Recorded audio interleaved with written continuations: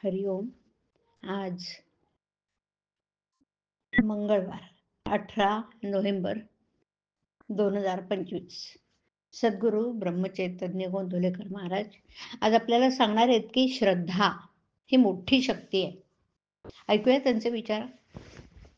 फार चिकित्सा करीत बसणं हे मानवी देहबुद्धीचं लक्षण आहे.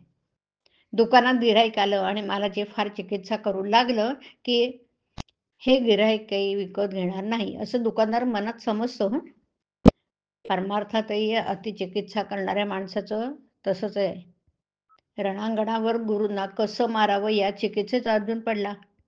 भगवंताने अर्जुनाला आपलं रूप दाखवलं. त्यात पुढे होणाऱ्या सर्व गोष्टी अर्जुनाला दिसू लागल्या आणि मग देहबुद्धीच्या अभिमानाच्या आहारी जाऊन मायेत सापडल्यामुळे झालेला गोंधळ या विश्वरूप दर्शनामुळे नाहीसा झाला. मायेचं मूळ लक्षण म्हणजे मी करता आहे असं वाटणं. अभिमानाशिवाय कार्य तरी कसं होईल असं आपण म्हणतो आणि पापाचरण करायलाही मागे पुढे पाहत नाही. देहबुद्धीने केलेला धर्म उपयोगी पडत नाही.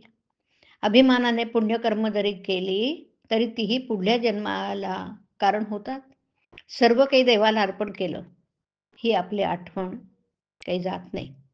दुःखात असताना आपण आपले जीवन प्रारब्धाच्या ग्रहांच्या संचितांच्या किंवा भविष्याच्या हाती आहे असं म्हणतो, परंतु ते भगवंताच्या हाती आहे ही श्रद्धा उडून आपण त्याला विसरतो. आपण आपल्या शंकेचं समाधान करू शकत नाही. त्यासाठी आपण कुठेतरी विश्वास ठेवला पाहिजे. आपण आजपर्यंत जगलो याला काय कारण सांगता येईल? आपण मेलो नाही म्हणून जगलो इतकंच. मी कसा जगलो याचं कारण कुणालाही सांगता येणार नाही, म्हणून राखणारा भगवंत आहे ही श्रद्धा असावी.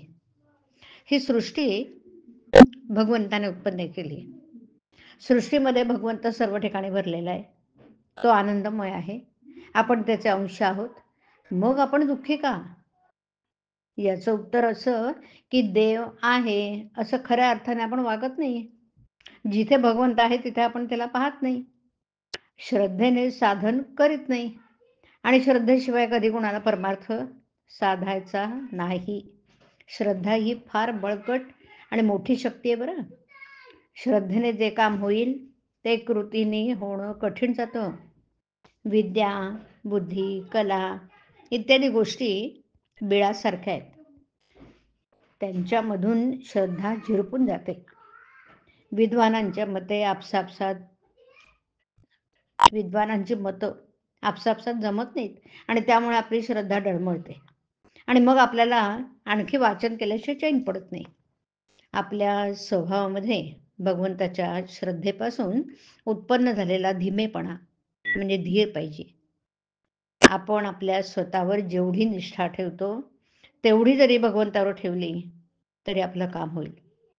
नामात भगवंत आहे ही श्रद्धा ठेवावी आणि अखंड भगवंताच्या नामात राहण्याचा प्रयत्न करावा. हाच परमार्थाचा सोपा मार्ग आहे. भगवंतावर निष्ठा ठेवा, प्रेम ठेवा. भगवंत कष्टसाध्य नसून सहज साध्य आहे. हरिओम. हरिओम तत्सत. हरिओम.